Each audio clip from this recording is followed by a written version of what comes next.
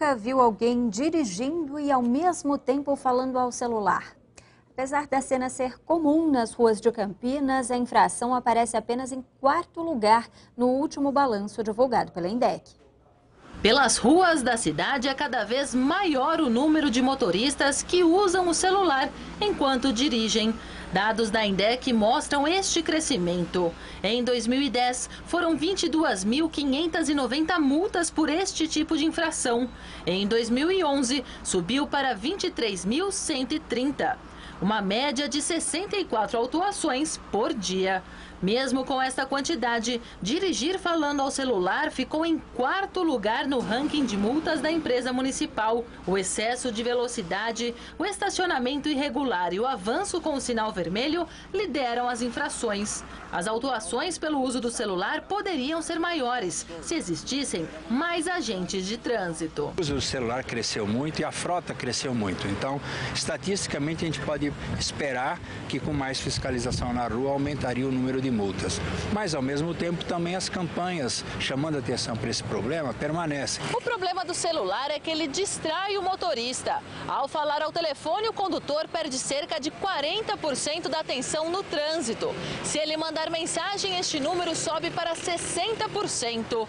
Às vezes, são segundos de distração, mas que podem causar acidentes. Pesquisas também já se verificou que o índice de acidente com pessoas falando ao celular é significativo no universo dos acidentes em si. Então, ficou demonstrado realmente que o celular é inconveniente, não deve ser utilizado no trânsito.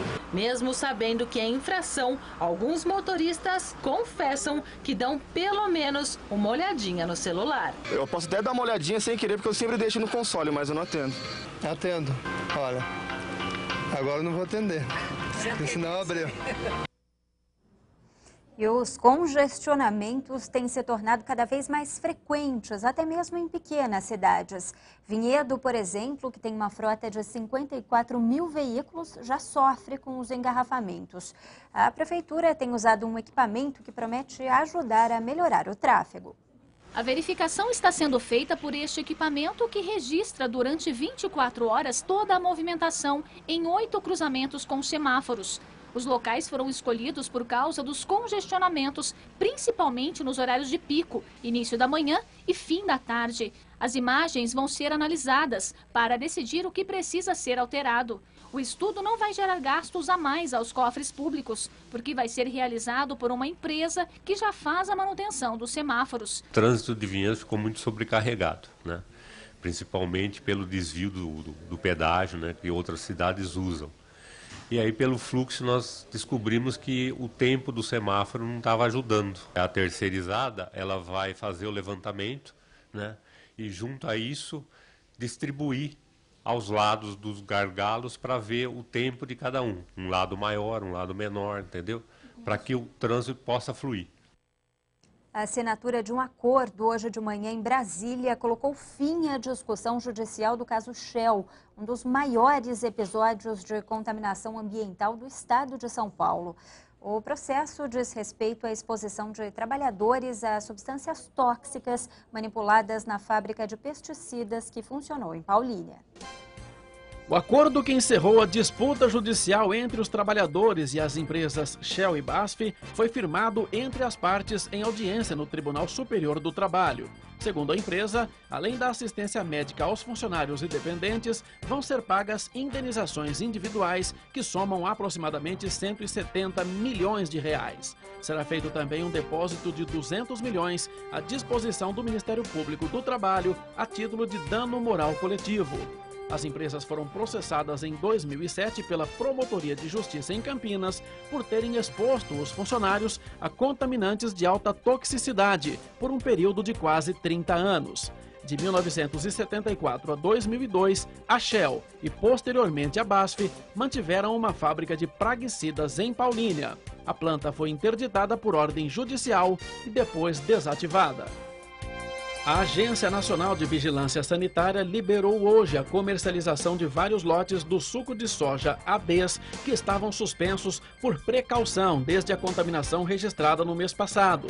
Segundo a Anvisa, a medida foi tomada depois da análise do relatório elaborado pela Vigilância Sanitária Local, que visitou a fábrica em Minas Gerais, e após a empresa fabricante ter apresentado explicações que estavam pendentes. Mas a agência manteve a proibição de comercialização em todo o país do lote com o problema do suco sabor maçã.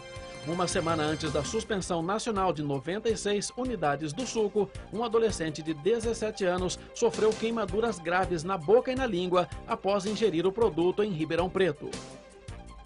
Vamos agora falar de futebol aqui no Band Cidade. No reencontro com o técnico Gilson Kleina, a Ponte Preta foi derrotada pelo Palmeiras e quebrou a série de 19 partidas sem perder no Paulistão. Boa noite. A Ponte Preta perdeu por 2-1 para o Palmeiras de Gilson Kleina e conheceu sua primeira derrota no ano. Mesmo assim, a Macaca ainda ocupa a vice-liderança do Paulistão. Logo aos 3 minutos, Thiago Real coloca os visitantes na frente. A Ponte vai atrás do empate e encontra um adversário bem posicionado na defesa. Aos 42, o toque de bola da Macaca dá certo e Ramírez aparece bem para igualar o marcador. O segundo tempo começa com Edson Bastos trabalhando. Do outro lado, Ramírez responde na bola parada. Aí a melhor defesa do Paulistão cochila e Leandro não desperdiça. O nervosismo alvinegro fica evidente na expulsão de Kleber. O domingo foi mesmo para triunfo de Gilson Kleina sobre seu ex-clube. Ponte Preta 1, Palmeiras 2. E estas foram as informações de hoje. Tem mais esporte aqui na tela da Band, amanhã ao 12h30 no Jogo Aberto Regional. A seguir, Campinas ganha um jardim diferente, onde os visitantes vão poder tocar, ouvir e até sentir os aromas da natureza.